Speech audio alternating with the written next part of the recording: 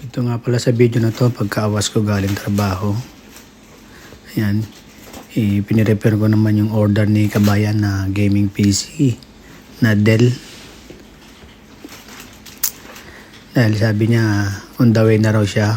Dahil pipick upin niya tong PC na to, pupunta siya rito sa bahay ko.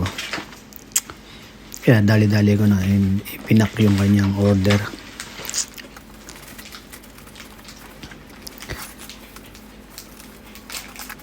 Ang specs nga pala nitong PC na to ay Intel Core i7. Ang RAM niya ay 16GB.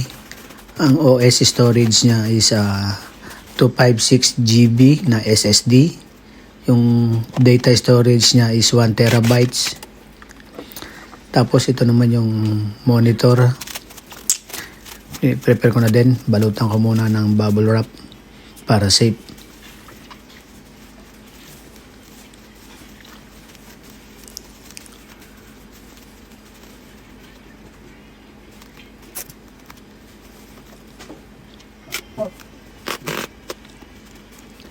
Ayan, malapit nang matapos. Lalagyan na natin sa box.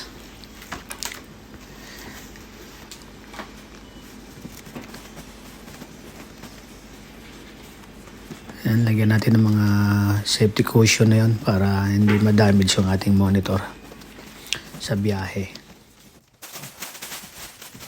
Nga pala, kung gusto nyo umorder ng gaming PC, PM nyo lang ako. May mga tayo dito.